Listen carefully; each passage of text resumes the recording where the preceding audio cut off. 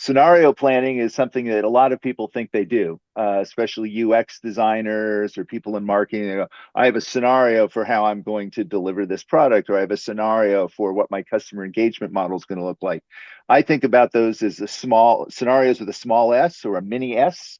And today I'm talking about scenarios with a big S.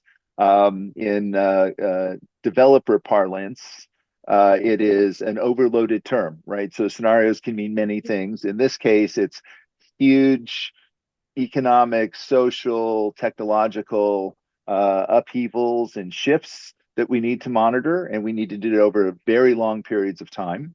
And so I'm going to talk a little bit first about what scenario planning is and how it works. And then I'm going to do a few examples. And I'm going to do the entire presentation, if my planning works out well, in the brain. So Nice. let me get started. So scenario planning is a tool, and I'll just read the slide here. It's a tool that helps order perceptions, how we see the future, through stories about alternative futures. Scenarios focus attention on where decisions should be made. They are customized to a context and relevant to individuals, decision makers, and individuals. They begin with an exploration of identity, strategic perspective, and critical assumptions about the strategic domain. So you can read that slide and you go, oh, yeah, he's a professor at a university. What this really means is that we have no idea what the future is going to look like. We live in what we purport to be a data-driven world, where we can go out and just mine huge amounts of data, and that's what's been driving AI. It's what's been driving predictive analytics. But there's one thing we don't have any data from, is the future.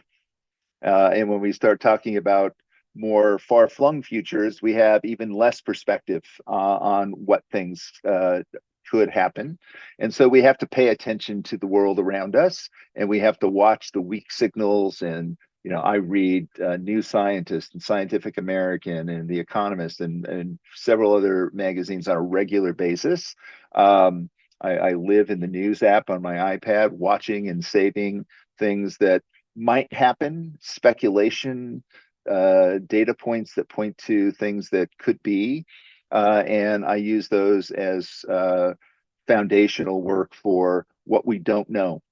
And that's a key point about that we'll talk about multiple times today, is uncertainty and how we get to the foundations of how we build scenario planning.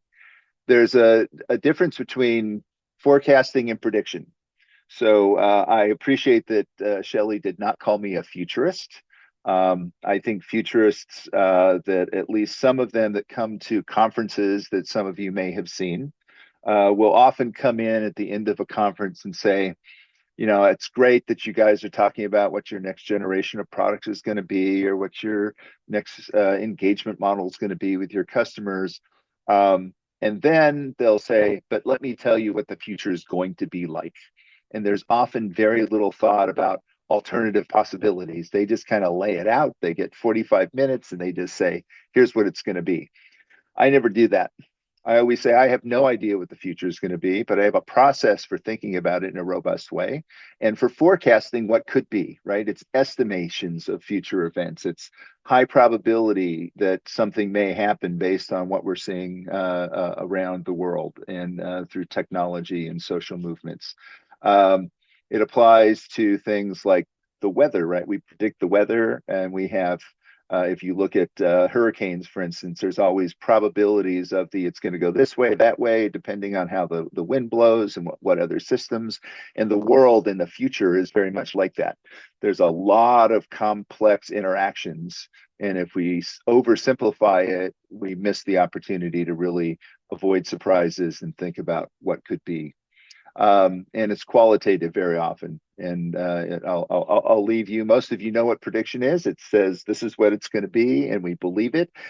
And unfortunately, we don't teach forecasting very often in colleges and universities or high schools and elementary school. We often leave those topics undone. And so we end up kind of leading people into the prediction thing. We let them build their own versions of the future and believe what they want to believe about the future. And we don't really have a lot of conversation about how to challenge the underpinnings and the assumptions that are built on that. And I think we need to do more of that. And that's what we're trying to do with scenario planning. So there's a question of, now probably in your mind about the why would you want to be involved in it? And I'm not going to go into a lot of detail or make you read a lot of things. I will pop up.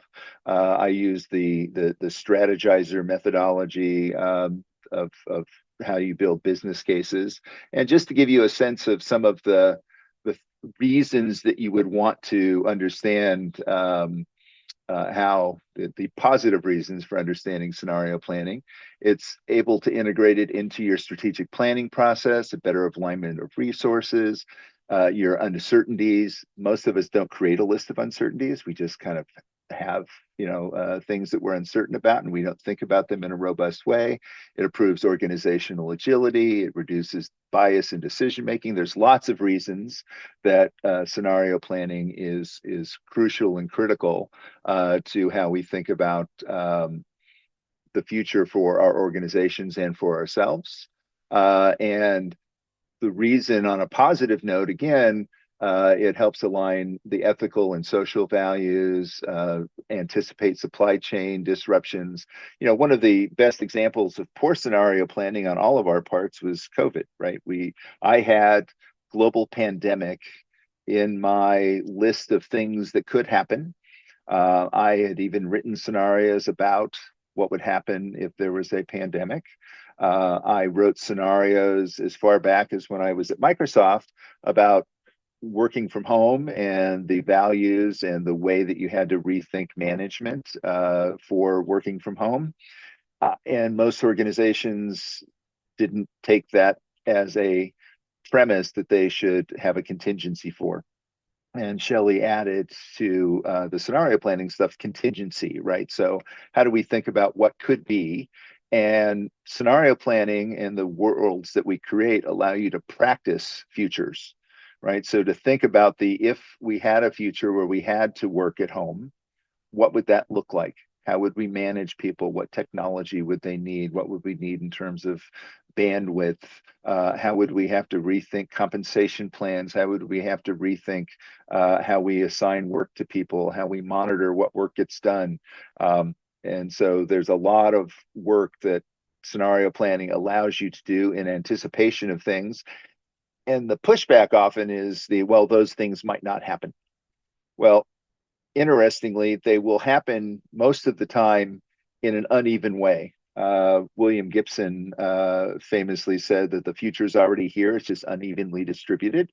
I've been a remote worker for decades now, on and off, and I know how to do that, and I live in that world, and people who go to an office every day live in a different world than I do. And so we have people who live in a distributed world already. And when we think about these futures, even if you can't say that's going to affect me, it's probably going to affect somebody else. And your business and you personally may have to interact with those futures. So let me go on to what does the scenario planning process look like? So scenario planning starts off with the idea of a focal question. What are we trying to solve for? Are we trying to think about the future of something that we own that's close to us, or something that's bigger than us? And scenario planning forces us to try to create a bigger context. And so I do a lot of work, and you'll see examples in a minute, on the future of work. And the future of work is a bigger context for almost everything that we do. It works in education, it works in technology, it works in manufacturing, it works in finance, it works in healthcare, because in all of those disciplines, people work, and they may have some different versions of how they work, but work is a universal thing that everybody can relate to, and it's very business oriented. And so it becomes a good context. But I have also done the future of money, the future of higher education, the future of learning. And you want to have a context, because scenario planning is designed to force you to think outside of the things that you have control over, and to really recognize that there are many, many things that you don't have control of. right? And it helps the focal question as well, helps place the scenario in, we're looking at this time and place. It's the problem that we're looking at. And you don't have to be overly precise about how you do it, but you want it to be precise enough that it sets a context for the work that you do.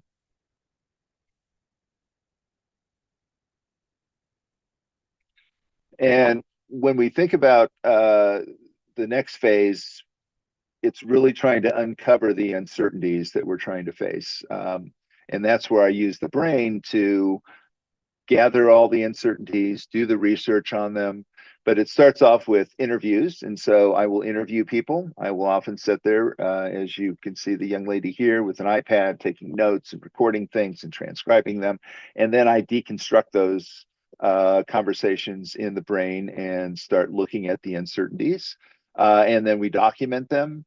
And then we have voting. Voting is typically not done in the brain. I usually create some kind of large format interactive model that we can use that actually allows people to put dots on it. Sometimes it's virtual, but I like physical ones and bringing people together and having discussions in real time, face to face, about what the priorities are. And then they become the scaffolding for the scenarios. Scenarios use typically two of the most critical and uncertain items to create a matrix. And again, I'll show you that in a second. And then we populate the narrative. So every uncertainty becomes, as I call it, a character in the story. I sit there with a list. And again, the brain gives me that list. Here's the list of all the things that are uncertain about that future. And for each different future, they have a unique value. And I capture that value as I'm writing the stories in the brain so that I can keep track and have documentation for that going forward. And the idea of scenario planning is also really about outside in thinking, as I said earlier, right? It's about the world first, what's happening in the world, what's happening in the industry, in the field, and much less about your organization. It's really about what are the things that you have no control over that are going to affect the way that you and your organization progress.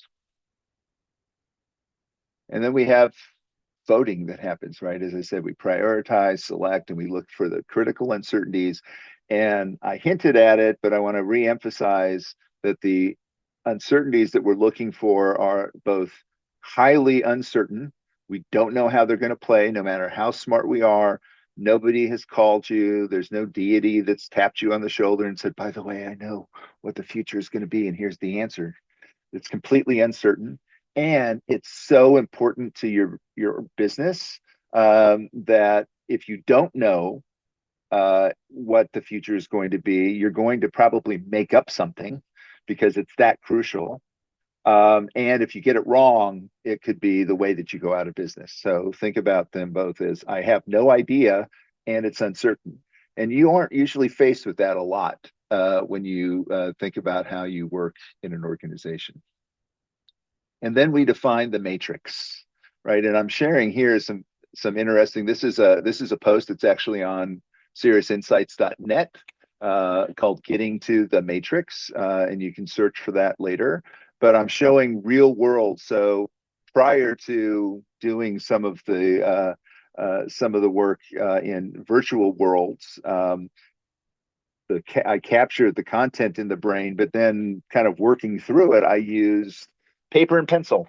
And this is an example of a notebook page where I had a number of uncertainties. And I started looking at which ones were kind of the same and what were the polarities on them for each uncertainty. You end up saying, what are the extremes for those uncertainties?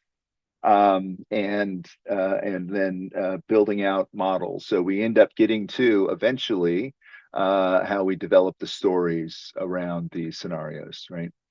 And that is a crucial element. And we end up coming down eventually with a series of matrices that we are offering to a client. It says here are good plausible potential futures, and we end up picking one. And in the case of the University System of Georgia, which was the example that I use here, we ended up creating a matrix that looked at the sources of learning. Was it going to be open source and co-created, or was it going to be closed and created by the academy?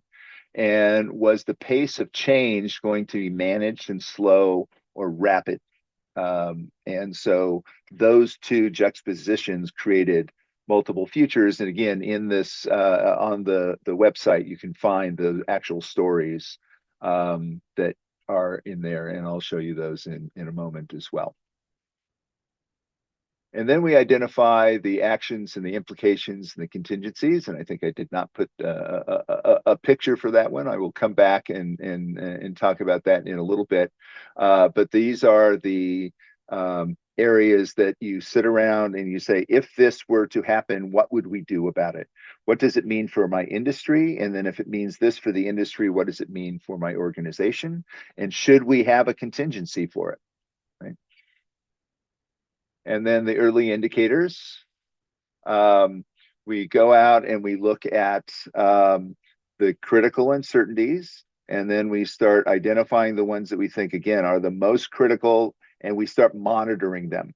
And this is a place that a lot of organizations fail, where they kind of do the scenario planning, have the conversations, and go, okay, that's done, and then they stop. I very much discourage them from doing that, because I think paying attention to the future, in a scenario plan is like any other plan. As soon as it's done, things are changing. And with scenario planning, you should know that even more so than any other plan, because it's the whole purpose of it's to tell you that you don't know how the world's going to turn out, and just making some anticipatory work in it is not going to be the long-term solution. The long-term solution is paying attention and engaging in those futures and watching what's happening. And so that's something that organizations can do. It's also a service that I offer, where I'll work with organizations to do that. And then we eventually observe, interpret, and adjust. We go through the idea of the scenarios as part of a strategic plan, so that you are walking through these scenarios, watching what's happening as you make strategic choices. I'm very much an opponent to putting dates on strategic plans, because a strategic plan should never expire. It should just be an evolving document. As soon as you make a strategic choice, you should then rethink okay, now that I've done that, is everything else still relevant? And if so, great. But if not, adjust it, change it, and say, this is a new version of the strategic plan that's made some adjustments. Or if something happens in the world that challenges one of the underlying assumptions to the plan, you need to change it when that happens, not 5 years later and you go, oh, well, this plan's kind of obsolete, we got to create a new one. It should be self-generating all the time, because you are engaging with the future as it unfolds. And the strategic work that you're doing is a dialogue, right? I think of strategy for a business really as the story that it tells itself, right? And we're all involved in telling that story. And so scenarios are a key part of telling that stories. And so that's the basics of scenario planning. And I'll go back to the guided tour, and we'll give you some real examples of what scenario planning looks like and how I use the brain for that. So first, if you want to read some stories, there is the Revisiting the University System of Georgia scenarios, which are again on my website. It's a complete set of the stories. It shows what the uncertainties and the drivers were, and then shares the scenarios themselves about the future of learning and the way that we approach that. And so I would encourage you to take a look at that. Now, I spend most of my time thinking about the future of work. And I'll show you an overwhelming picture first. So there is, on a regular basis, and you can see lots of tags and categories. So I categorize all of the uncertainties as, is it a social, an economic, a political, a technological, or environmental uncertainty? And I capture them all the time. And when I talk about the voting process, this is usually the starting point. What are the uncertainties that we're facing, And then we start having a conversation about, for your organization, what's critical. And so for some work that I've done with organizations around the future of work and critical uncertainties, it becomes these, right? So we start looking at the availability of work for humans, and you can look at the tags here. It's the, here's it's a future of work. So I use tags. I do not just align things and put a thought and say, I use tags and categories very rigidly in these processes. I think about it as kind of a no code solution because the brain just adapts to those. And I find it much more appealing to me to automatically generate these views rather than for me to handcraft all of them. And I find the tags and the categories allow me to do that. And so again, this is a category, it's an economic uncertainty, and then it's applied to, it has a note, it's for finance and banking, it's for the future of work. So these may apply to different areas. This is the place that we look at the documentation for the uncertainties, and I'll show you a richer view of that in a second with the future of libraries, which is one of the more recent ones that we have done. And again, here's the critical uncertainties. You can see that there's some overlap between the ones that were done for the future of work and the future of libraries.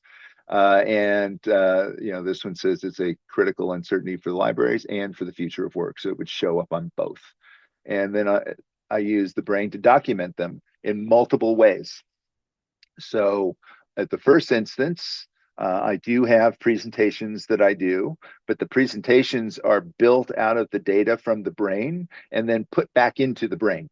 So you can see here that I have a slide that says we're talking about copyright law, and there are examples for the polarities of it favors authors or favors publishers. Are there examples showing that we are so uncertain that there are people and proponents of both of those perspectives? And we found that there are. And so I captured those pieces of content here in the brain where the actual content is in the tool, right? And then I abstract it by showing that these are the items and the links are then on the slide. I then take the slide and put it back in at the highest thought level of that uncertainty so that the documentation is there. And if I wanted to, I could just manage the presentations again through the brain. And again, there are polarities, right? So favors authors, and this is polarity. And so I can then look at all of the polarities if I want to. I can say, show me all of the polarities. And look at those separately. And it's just a list of all of the things that are the polarities for all of the uncertainties, right? So that's not an overly meaningful view, but it also shows you if you wanted to have a conversation about the kind of something that you saw as a business, I'm looking at negotiation and compromise or protectionist markets. What does that relate to? And so there's different ways of exploring it. And I think that's one of the key things about the kind of n-dimensional side of the brain that allows me to do that. And then I can have documentation. So one of the things that we often do, and it's common practice in scenario planning, is we want clients to be familiar with a topic. And so they can either have a brain or, more interestingly, and I think this is one of my favorite new features, is I can select several of the, let me get my keyboard to wake up here. I can select all of these, and of course I can use the select all the children, etc. But I just do an example, and then I can create a document directly from this that becomes my handout. Go read this. Here's the documentation about all of the uncertainties, so that when we're having a conversation about voting or we're having a conversation about implications, you've got content right in front of you. So I put this out as a PDF. And people are able to distribute that. And so hopefully you were able to see the reporting function there. But I think that's an underutilized feature. I'd love to hear from you guys if you use the reporting function. But I think it's very, very cool in order to do this because I've spent hours coordinating spreadsheets and Word documents and other things that I have to put together. And in the brain, I can do that all in one place. And then let's see where the kind of the rubber meets the road in terms of scenario planning. And this is the future of work scenarios. So we have four scenarios about the future of work. This is the world fractured or is it rebuilding? So are we in a globalized world or a world that wants to be more globally connected or in a world that is fractured and kind of leaning in that direction? Or are we in and that's one polarity, and the other one is our affinity for work. And scenario planning often gets driven by kind of what's happening in the world. And when we talk about those critical uncertainties and the things that we don't know about, the idea of the quiet quitting and other things that happened, I think, are still permeating. Even now that they may be kind of in the background of what are people's affinity for work? Do they really want to work, like their work, love their work? Or are they kind of just indifferent to it and it's a fact of life, right? And so if you are in a world of enthusiastic co-creation with your employer versus just kind of showing up day to day, that's a very different world. And so we end up with these four futures: reorientation, which is a world, I did a podcast recently, which is a world of kind of meh. It's AI happened and everything's kind of just boring and it's slow and the world is not overly engaged. It's we're just people are kind of just getting along. And I'll show you a little bit more about that in a moment. The flat world is the world trying to re-engage with globalization, but from the bottom up rather than the top down. So it's not about governments trying to reconnect. It's about individuals and businesses. And AI, for instance, plays a huge role in that in terms of transactional fluidity, right? So it makes the contracts, it translates the things, it creates the interfaces to technologies, it does a lot of that work. It's not taking over the world. It's not taking jobs. It's creating jobs in that future. And then we have for God or country, pick your source of authoritarian power. And this is a world where, for instance, AI is being used with a bias and an ideology on purpose. AI is independent of the training that it receives. And so if it is trained purposefully on biased information, it will produce biased results. And in an authoritarian world, that may happen. And there's all the other aspects of an authoritarian future that you can imagine in that one as well. And then there's the great rebuilding, where we're trying to figure out how to solve the big problems together. And we're using technology like AI and collaboration technology to figure out how to solve those problems. What do we do with fresh water? What do we do with global warming? What do we do? I just saw an article a couple days ago about the Atlantic currents, and those are starting to modify. And so, what are we doing about these big problems that are global and cannot be solved by any country or individual? And we have to do them collectively. And in that world, we move in that direction to have that conversation. So these are four very different worlds. And I use AI as an example of how different it gets implemented. It's kind of basically the same underlying technology, but it gets implemented and used and perceived in a very different way.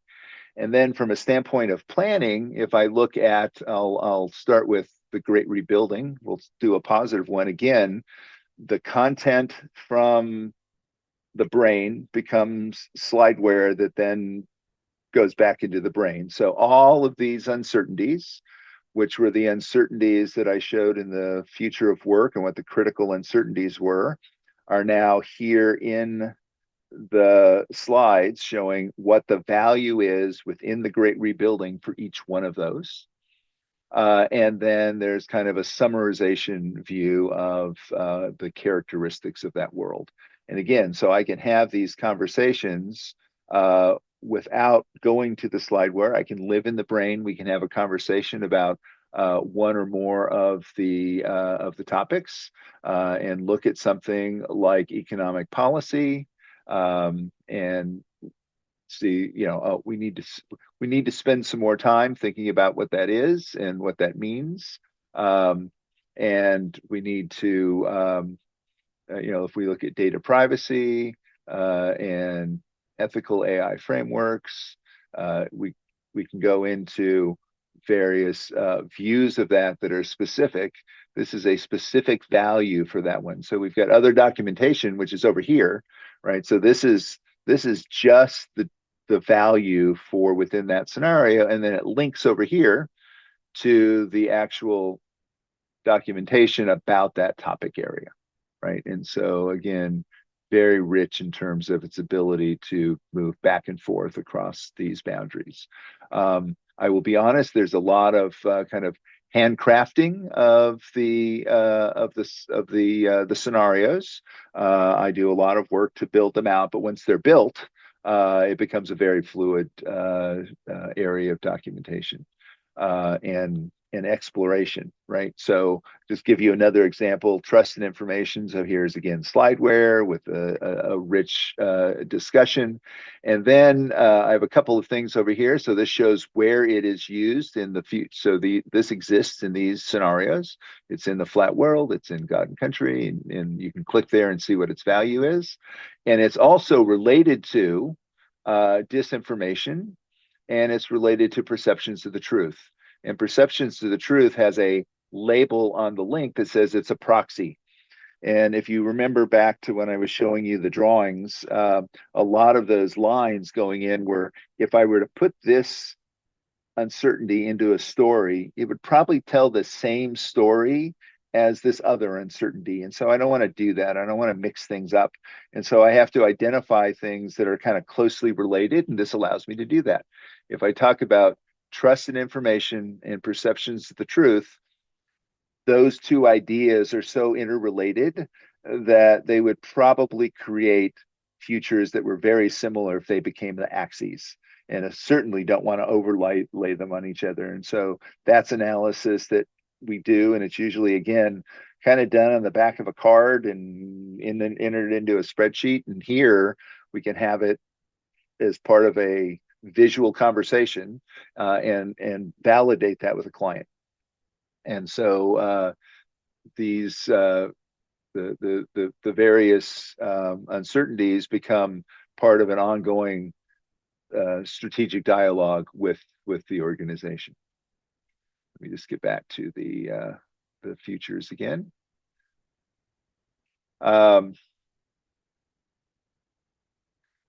And again, these are all, each one of these reorientation, and again, it's that value is unique to, and this is where the handcrafting comes in, because I have to then duplicate each one of the uncertainties, make sure that it is unique to that future, which is a commetric thing for those of you who know what that is. And I'll let Matt explain that in another way. But these are all, they have the same name, but they are unique to that particular instance. And that way the value is related only to that future.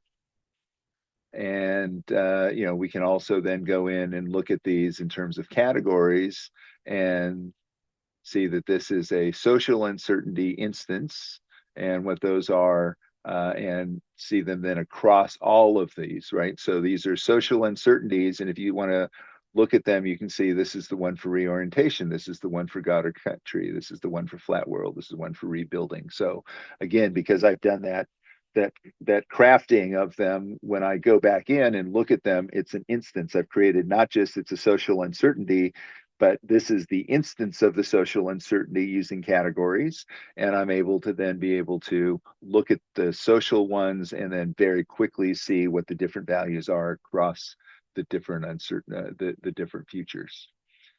So I think that, again, very powerful tool for visualizing and capturing this. There's nothing else out there that does this. Most of the scenario planning that I've been involved in was, post-it notes and transcribed into spreadsheets that then had columns that were very difficult to do this kind of sorting and resorting on.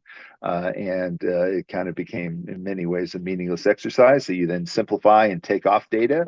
Here, I'm actually adding on new data that most scenario plans don't have, such as the instances with their values in them. That's a very hard thing to get to without kind of going down to that part of the slide deck and finding out and looking for, that particular slide. Kind of going down and finding this slide. You got to, peel that away versus it just being right in front of you here. So I'm going to take a breath, just give you, I'll put up a couple of things here for you to think about for reaching out. If you're interested in scenario planning, Serious Insights does that training. I teach people agile thinking, which is scenario planning for a half day or full day, where we just do a workshop that kind of orients people to the idea and hopefully gets them to recognize that they need to both understand uncertainty and maybe let go of some of their assumptions about how the future is going to play out. Great. Thank you so much, Dan. We have Sure. a ton of questions. And first of all, just a lot of compliments and positive feedback on the level of the extent and the depth of your brain.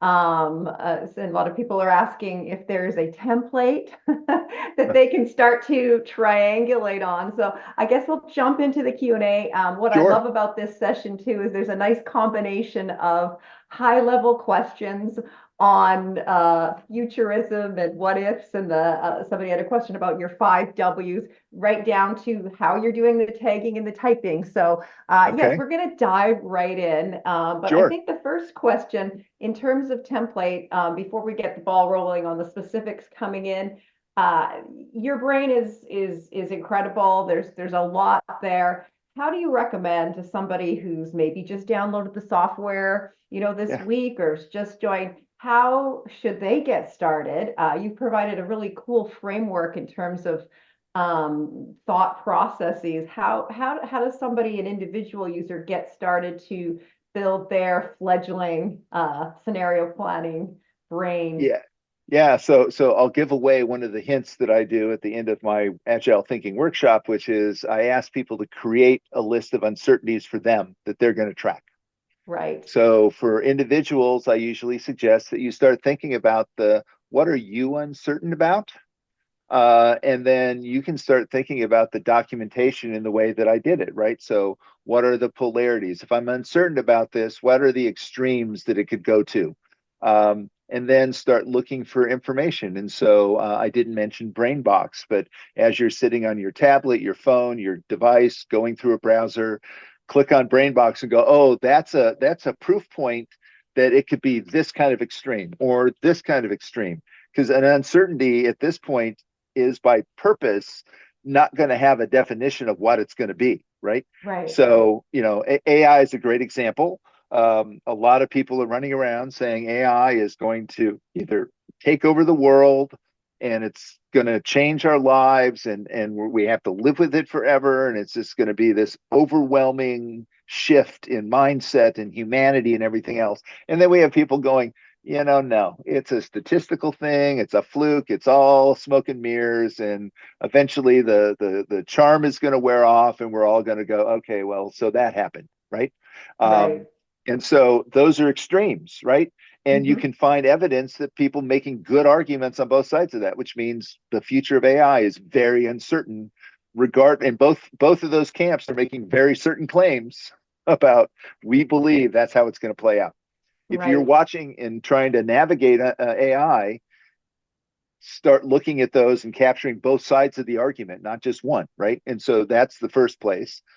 And then from the process standpoint, you have to learn the process. So that's why I went through the process. It then becomes you crafting of if these are the uncertainties. And then it comes to what am I trying to solve for? Am I looking at the future of my life? Am I looking at the future of, as I said, libraries, banking, national security, whatever that topic is? That's the next. If you don't have a focal question, it's very hard to do the scenarios because you don't know what you're kind of creating the scenarios for. And so that's the next thing you have to do is figure that out. And then once you do that, then you can start building the scaffolding in of the, here's how the uncertainties are voted on, and doing all kind of the tagging and categorization, and putting them into the various, the names that you end up with after the voting. But that's a much further down the road process. I suggest, just starting with uncertainties, documenting those, and we'll go from there. Henry had a Yeah. question. How do you pick the two main drivers that yield the four quadrants? With some clients, do you have, more than here's two drivers, here's another two drivers, or do you just vote and say, Yes. we're going to focus on this? So I gave a hint of that, and again, it's on the website where I was talking about the how do you get to the matrix.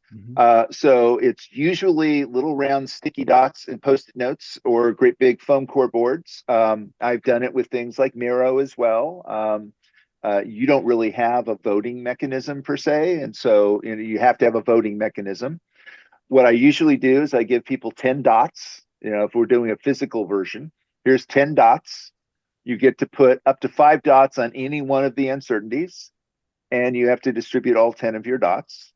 And so you can weight things, and it starts showing up, right? When you've got 20 or 40 people in a room voting, you start seeing patterns, right? People are showing. I usually make the vice presidents go last, because you don't want the vice presidents to go, here's my answers, and everybody puts all their stickers on the same ones, right? They go last. And then you may end up with ties. And so that's one of the areas where I mentioned proxies, right? Are those ties really, are they close to being the same thing, or could they be perceived as being the same thing, or are they close so they collapse into each other? And otherwise, you end up with multiple matrices. And then there's I call it kind of the behind the foam core conversation that the consultants have. And we go, if we put all these things together, and you do a permutations, right? You put all of the winners, probably the top 5 together, and you go, which one tells the best set of most divergent stories? That's the linchpin, right? And so that's a little bit of consulting magic and intuition, because you have to start telling yourself the story like that, right? You have to be so steeped in scenario planning that you can look at a matrix with nothing on it except the 2 axes and go, is this really divergent? And if the answer is no, you recommend to the client, these 3 don't look really good. These 2 are probably good enough. And I don't care, as a consultant, I don't care which one you pick. I can work with you on either one of those. If you pick these, we're probably going to have some issues, right? And so they end up, they take that as, professional advice, and they pick one of the 2, and then you don't, you put the rearview mirror away, and you start going forward and building the stories out. There are other methods. I call one of them kind of like the castle in Scotland method, where you sit around in Scotland with some bottles of scotch, and you look at the uncertainties and you talk about them. And you, instead of 4, which this is what I call the industrial method of scenario planning, because it's very management consultancy. There's 4. There's a quadrant, right? We have a matrix, and that's what we do, right? But if you have a dialogue about it, you could have 3, you could have 4, you could have 5.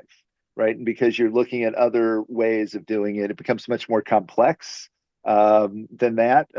Most clients of mine, at least, want to kind of go in and get something done, rather than say, let's get a bunch of thoughtful people together in a castle in Scotland for, a couple of weeks and have them talk to each other. That becomes more expensive and less action oriented. By the way, I love that you, just on a personal note, that when you're talking about this, you're encouraging contrarian thinking, so that me as a user and as a team, I'm not just mapping out my views, we're mapping out the other side, the other perspective. I think just in terms of life and companies and in the world in general, that broad analysis that kind of takes you above the fray of things is just so powerful. So I love the framework that you're providing for many different reasons. Sure. And Lou has a question, a little bit of a skeptic, as far as he says, it seems like it's easy to create stuff.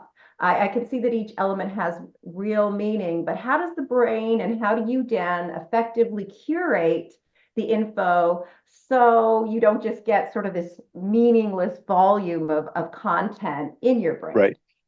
Well, so part of it is you mostly work on it when you're getting paid, right? So let's be very honest with you, right? There are things that I maintain. I spent 6 months of my own time building these future of work scenarios that I use for the agile thinking workshops and for the innovation workshops, right? I do curate these when I am engaged. Let's say there's an innovation workshop and it's in the finance sector. I will work with a client. There's some front end stuff where I will then revalidate, revisit their issues and add some new uncertainties in that are related to theirs to make it more cogent to the work that they're doing and more relatable. And so there is kind of a mini version of the front end interviews and some enhancement. But for the most part, we use the future of work scenarios with some new twists in them, right? And I do spend some time then again revalidating and making sure.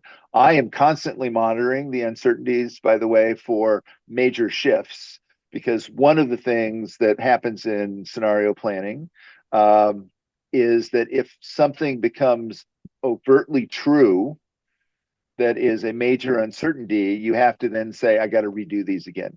So these future of work scenarios are very different than the ones that I did at Microsoft in the early 2000s, right? So I had future of work scenarios there. They were abandoned because for one reason was the housing crisis, right? So we had an economic collapse. In the same time, we had COVID after that.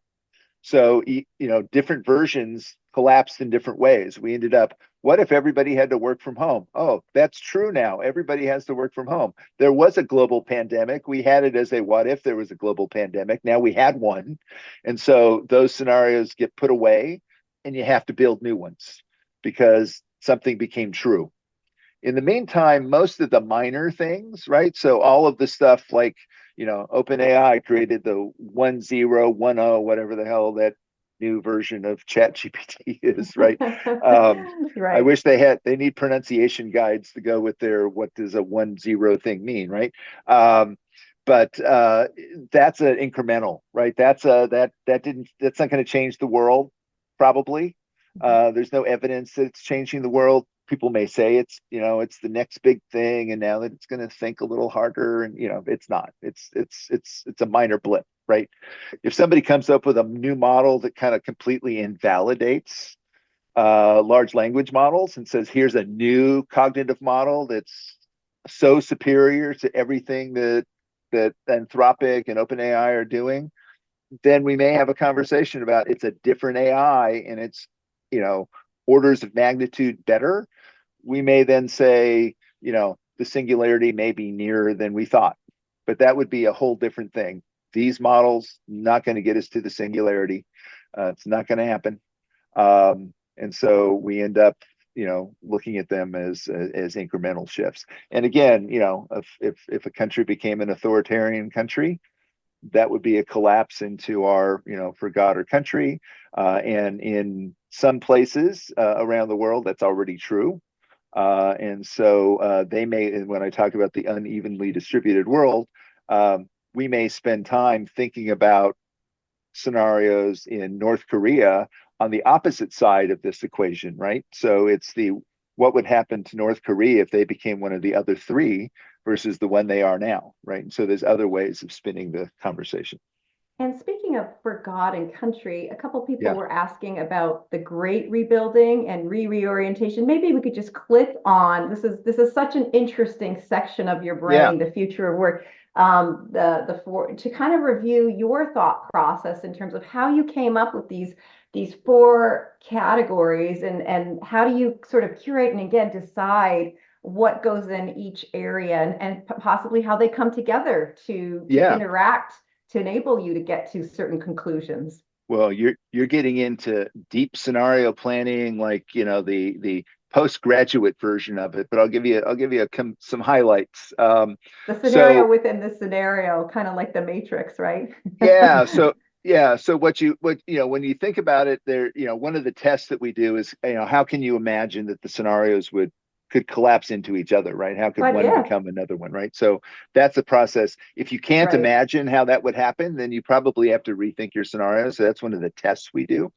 But primarily, we're driven by. I'll just go back and then I'll come back here. When we think about these four, right? So, um, if people are loyal to their work and we're in a fractured world, that's the context in for God or country, right? It's a fractured world. It's nationalistic. It's protectionist, and people are very loyal to things, right? Mhm.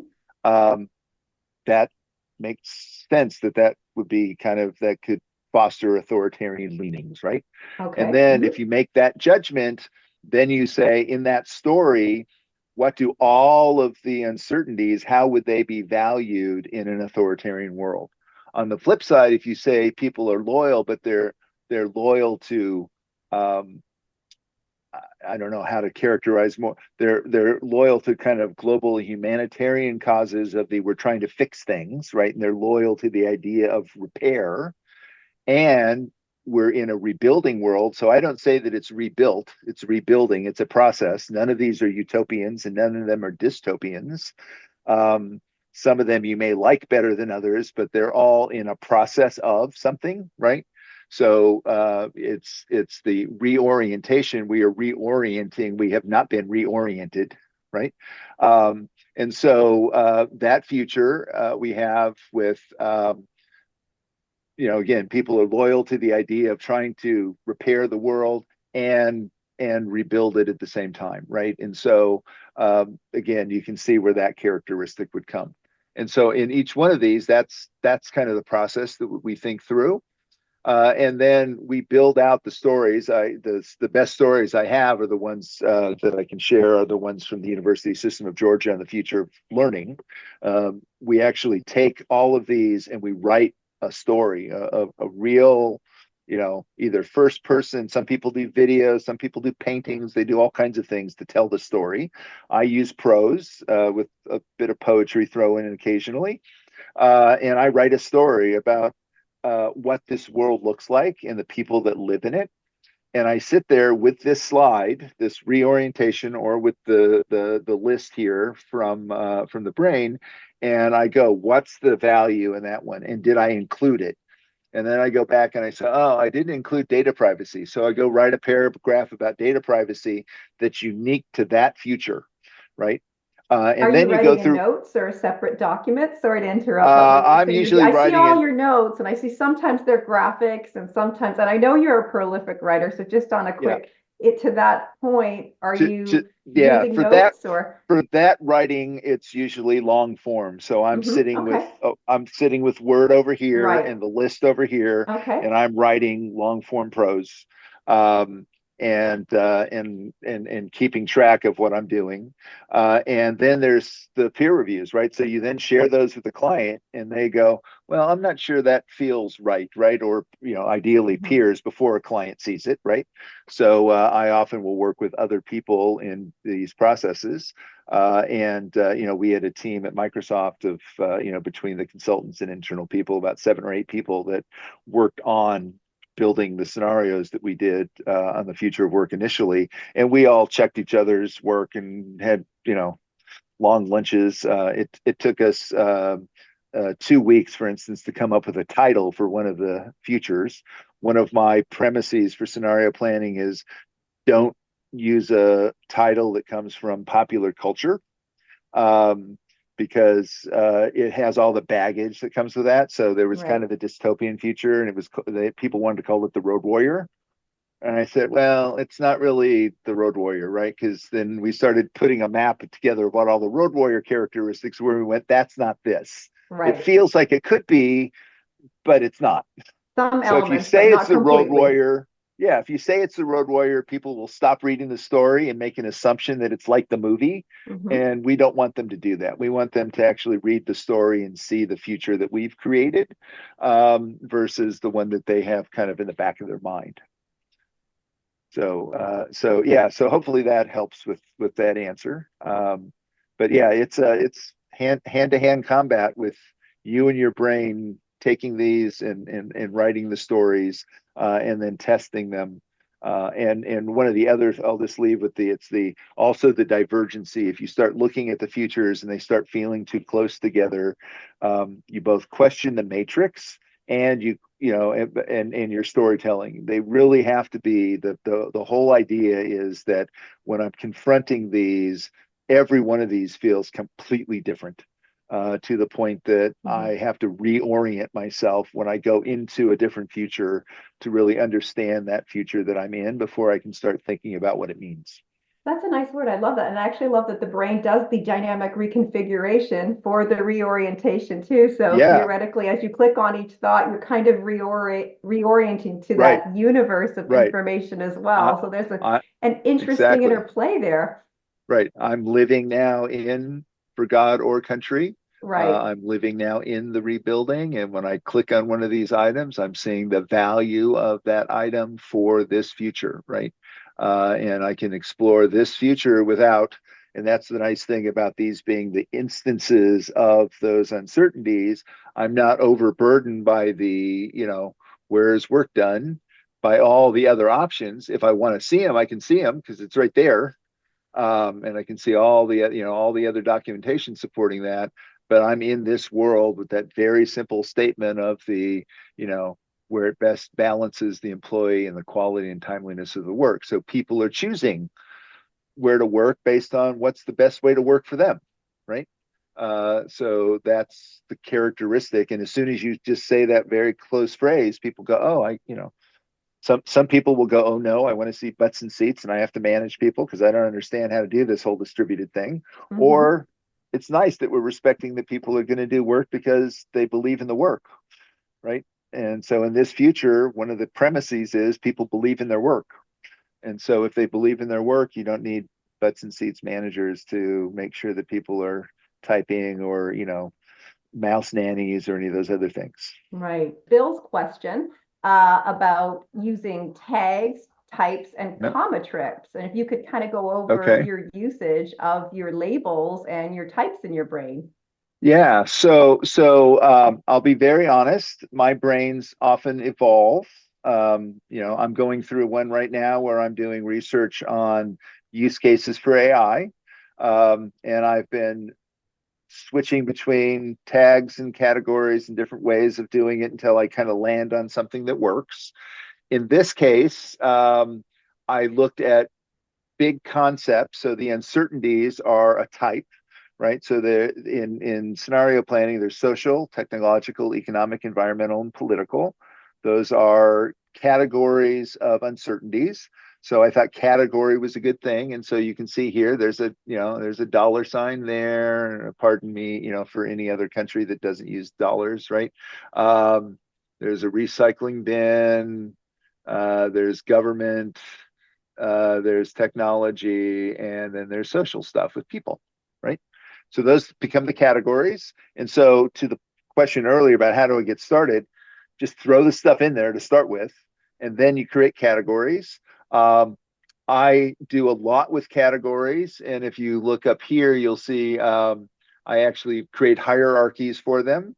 So I go in and I'll create a category holder and I'll And make just to sure, interject, when you yeah, say categories, you mean the thought types, because thought types. Yes, so sorry, the thought categories types. can be like your child thoughts Yes, as well as thought types. And actually, yes, there was a question about said, yes, so Yes, your thought yes, types. categories for your thinking, yes, no, and that's cool because are thought we don't types. always use the brain lingo feature for our brains. So your categories are actually the feature known Thought, as the brain thought, thought types thought in type. the Yes. brain. My apologies. As I've had discussions with Harlan over the years, I think in object-oriented programming, and so that's just the term that I tend to use when I'm actually doing the work. So yeah, so these are thought types, They are uncertainty categories as instances, well. uncertainties, uncertainty evidence, right? So I can also see the evidence and very quickly go to here's articles that I've pulled that are about economics, right? These are all articles on the web. If I want to read something about how co-working spaces impact well-being, there's an article. And by the way, it also is not just in that thought type, it is also related to the uncertainty called where will work take place, right? which is part of the, a proxy for the state of globalized work, right? And so you can see, the relationships between these. So as I said, I go through that process of actually, and this is something you have to handcraft, right? So you have to go in and create the, uncertainty instances and then link them up so that, it plays right in terms of the user interface. I just find it easier when you create hierarchies for thought types to do that when you're doing a pop-up, right? So when I'm going over here and I'm setting a type, it's much easier to find it if I've created categories and not just a long list, right? And I do the same thing with tags. Not in this one per se. I do a lot more with tags in some of my other analytical work. But these are really being used in this brain for the type of project that I'm working on, right? So if I'm looking at the future of work, I can see all the future of work uncertainties. If I'm looking at the future of libraries, I see the future of libraries. I can then have the ones that are critical. So I create a different tag for they're both future of work and they're critical.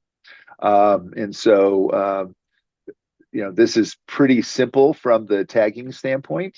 And then a lot of the work in this particular brain is really, as I said, the kind of the handcrafting on the comma trick thing.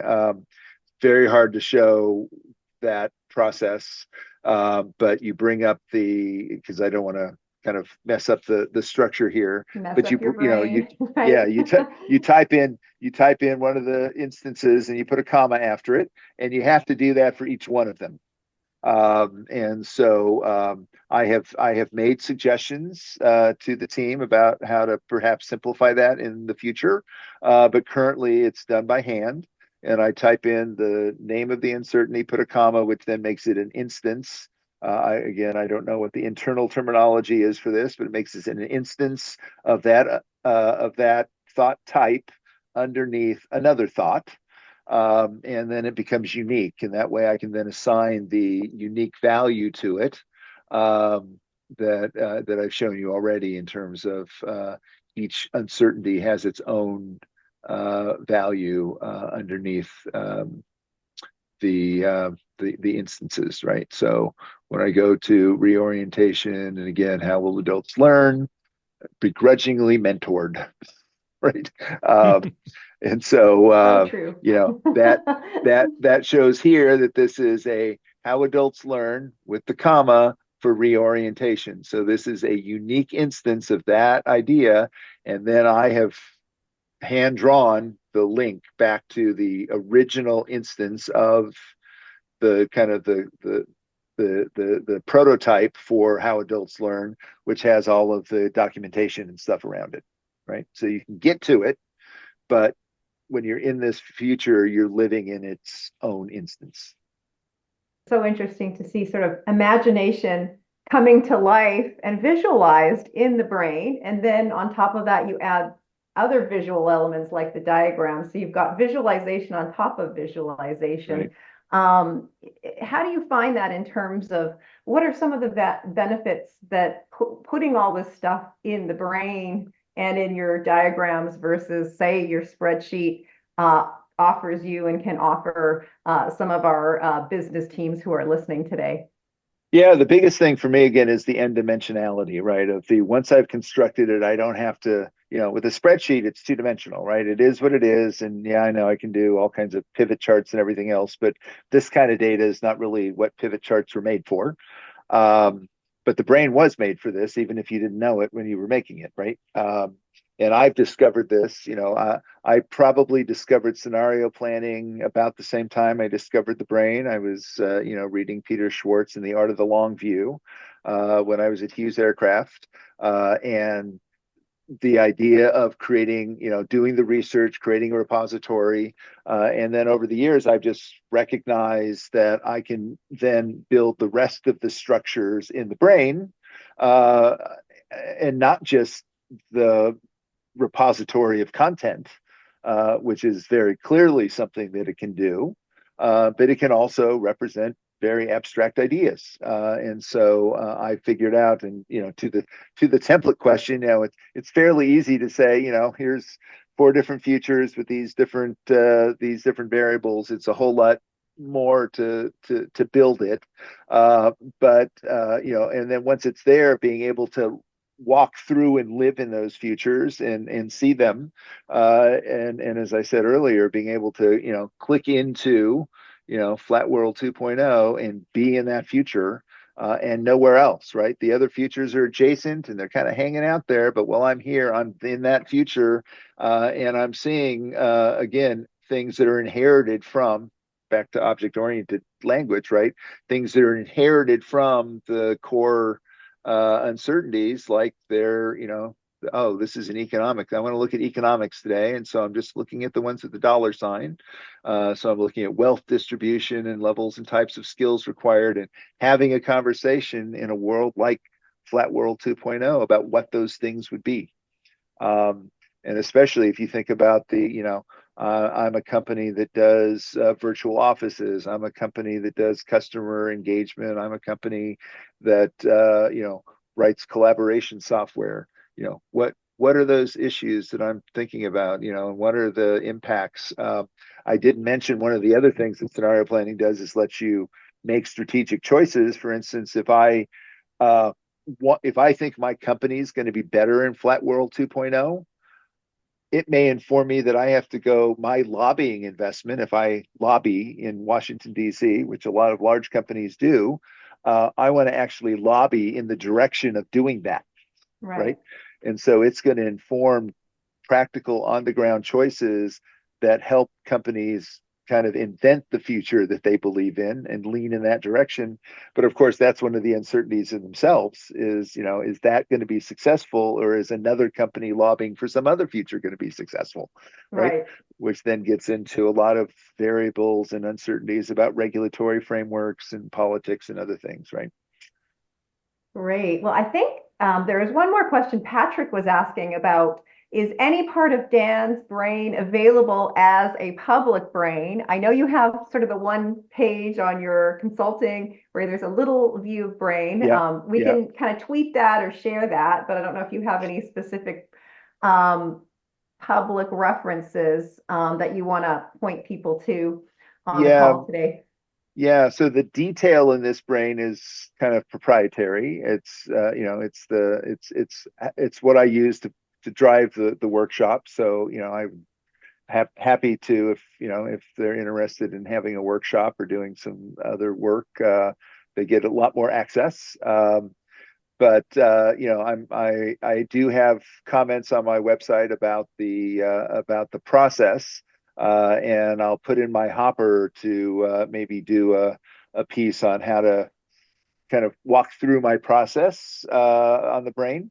And so there could be a blog post in the next few weeks on me sharing that thinking. Great. Well, any final words of wisdom or takeaways from this session today in terms of our the brain user community? Well, just thank you. Thank you for having me do this, and thank you for making the brain.